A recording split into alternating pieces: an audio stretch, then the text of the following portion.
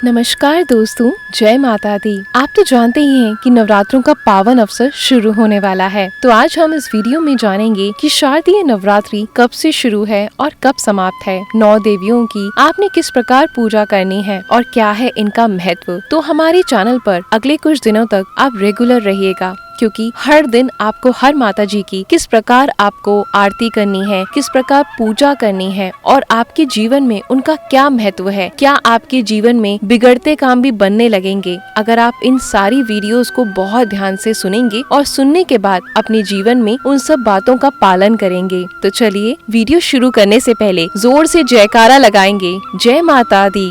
सारे बोलो जय माता दी। माँ भगवती दुर्गा की कृपा आप और आपके पूरे परिवार पर सदा बनी रहेगी। शारदीय नवरात्रि साल 2022 में कब है, प्रतिपदा तिथि कब प्रारंभ होगी, कब समाप्त होगी, कलश स्थापना का सबसे शुभ मुहूर्त क्या है और नवरात्रि में माँ भगवती दुर्गा के 9 स्वरूपों की आराधना की जाती है, ये सब आपको जानने को मिलेगा। माँ भगवती दुर्गा के 9 स्वरूप कौन से होते हैं, किस दिन हम इस नवरात्रि माँ दुर्गा के कौन से स्वरूप की पूजा और आराधना करेंगे और देवी भागवत के अनुसार माँ दुर्गा के 9 स्वरूपों की आराधना करने से हमारी जन्म कुंडली के 9 ग्रह नियंत्रित होते हैं। किस ग्रह का शुभ फल आपको प्राप्त होगा, आज इस वीडियो में आपको सब कुछ जानने को मिलेगा। तो अगर वीडियो पसंद आ जाए तो लाइक कर दीजिएगा और शेयर करना बिल्कुल भी मत भूलिएगा। दोस्तों, सनातन धर्म में नवरात्रि एक ऐसा पर्व है जो सभी सनातन धर्मी बहुत हर्ष और उल्लास से मनाते हैं। माँ दुर्गा की पूजा इन 9 दिनों में विशेष रूप से करनी चाहिए, किसी भी प्रकार की कामना पूर्ण हो जाती है। तो अगर आप नवरात्रि में माँ दुर्गा के निमित्त व्रत धारण करके और विधि विधान से माँ दुर्गा की पूजा करते हैं, गुड़हल के पुष्प उन्हें अर्पित करते हैं, धूप दीप नेवे से उनकी पूजा करते हैं और सच्चे मन से माँ दुर्गा के मंत्रों का जप करते हैं, तो विश्वास रखिए आपकी कोई भी मनोकामना हो निश्चित ही पूरी होगी। नवरात्रि में माँ दुर्गा के 9 स्वरूपों की पूजा आराधना की जाती है। तो पहले दिन माँ शैलपुत्री की पूजा होती है, जो कि माँ दुर्गा का प्रथम स्वरूप है। माँ शैलपुत्री चंद्रमा को दर्शाती हैं और इनकी पूजा से चंद्रमा से संबंधित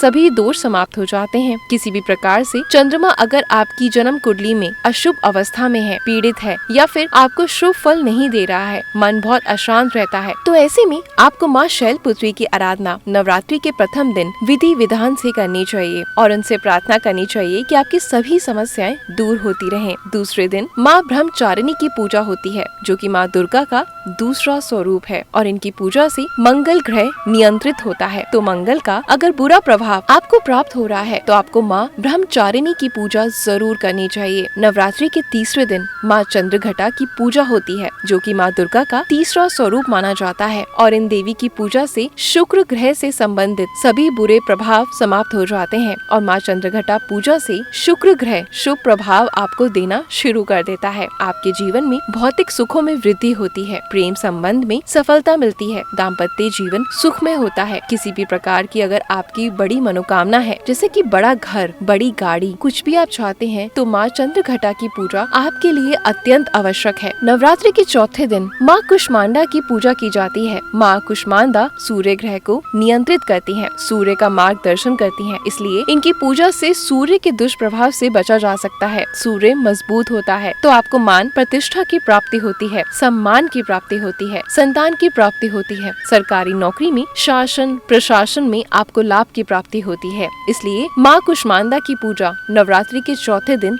बहुत ज्यादा जरूरी होती है। 5वें दिन माँ सकंद माता की पूजा की जाती है। देवी सकंद माता बुध ग्रह को नियंत्रित करती है, तो माँ देवी की पूजा से शुभ प्रभाव आपको देना शुरू कर देता है। इससे आपके व्यापार में वृद्धि होती है, शिक्षा में आपको सफलता मिलती है और आपकी स्किन से रिलेटेड कोई भी समस्या है तो आपकी वो परेशानी दूर हो जाती है। सकंद माता की पूजा से संतान प्राप्ति में आ रही सभी बाधाएं दूर हो जाती हैं। 6ठे दिन माँ कात्यायनी की पूजा होती है, जो कि माँ दुर्गा का छठा स्वरूप मानी जाती हैं और देवी कात्यायनी की पूजा से बृहस्पति ग्रह नियंत्रित होता है, इसलिए माँ कात्यायनी की पूजा करने से सुख सौभाग्य की प्राप्ति होती है। संतान की प्राप्ति होती है और दाम्पत्य जीवन सुखमय होता है। धन की प्राप्ति होती है और विवाह के लिए विशेष रूप से माँ कात्यायनी की आराधना की जाती है। इनकी आराधना से मन चाहे जीवन साथी की प्राप्ति होती है। माँ कालरात्रि की पूजा नवरात्रि के 7वें दिन की जाती है और इनकी पूजा से शनि ग्रह नियंत्रित होता है। माँ कालरात्रि की पूजा से अकाल मृत्यु के भय से मुक्ति मिल जाती है। किसी भी प्रकार का कार्य जो अगर शनि के दुष्प्रभाव की वजह से विलंबित हो रहा है तो वह शीघ्र ही संपन्न होता है। नवरात्रि के 8वें दिन महागौरी की पूजा की जाती है। महागौरी की पूजा से राहु के बुरे प्रभाव से मुक्ति मिलती है। आपके कार्यों में सफलता मिलनी शुरू हो जाती है।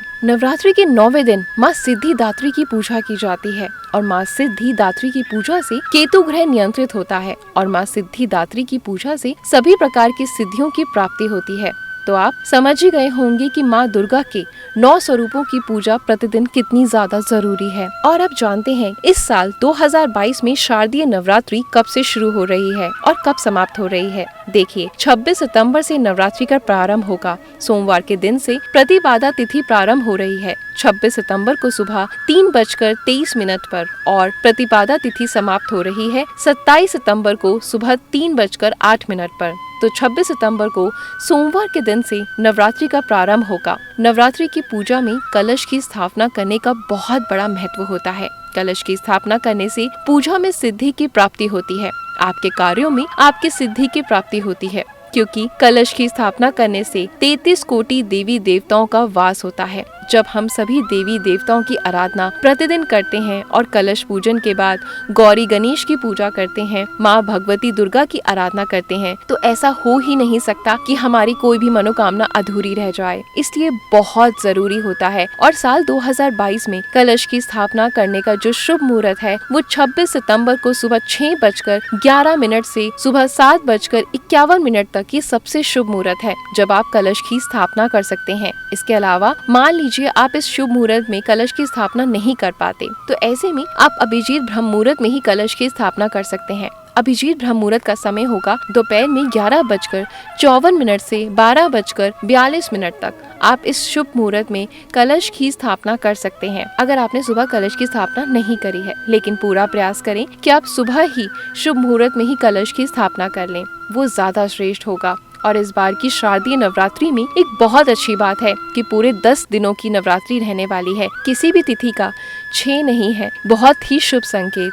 सभी तिथियां पूर्ण है, इसका मतलब है बहुत ही शुभ संकेत माँ दुर्गा की तरफ से प्राप्त हो रहा है। और नवरात्रि में माँ दुर्गा की पूजा आराधना करते समय मंत्र जप बहुत आवश्यक है। आप किसी भी मंत्र का जप कर सकते हैं, लेकिन अगर आप एक ही मंत्र से अपनी सारी मनोकामनाओं को पूर्ण करना चाहते हैं, माँ दुर्गा की विशेष कृपा पाना चाहते हैं, तो ऐसे में आपको नवरान मंत्र का जप करना चाहिए। ये महामंत्र है। इस महामंत्र का जप करने से किसी भी प्रकार की आपको परेशानियों से मुक्ति मिल जाती है। तो सुबह शाम दोनों समय अपनी इच्छा के अनुसार मंत्र जाप कर सकते हैं। नवरात्रि में आप जितना अधिक मंत्रों का जाप करेंगे, उतना ही शीघ्र आपको माँ दुर्गा की कृपा प्राप्त होगी और उतनी ही शीघ्र आपकी परेशानियां भी दूर हो जाएंगी। और हाँ, अगर आप कोई विशेष वीडियो देखना चाहते हैं नवरात्रों से संबंधित, तो अपना विचार जरूर व्यक्त करें कमेंट करके। और ऐसे ही मेरे चैनल को सब्सक्राइब करें। और अगर आपको ये वीडियो दिल से बहुत अच्छा लगा हो तो जमकर शेयर करिएगा। मैं आपसे मिलती हूँ कल। धन्यवाद।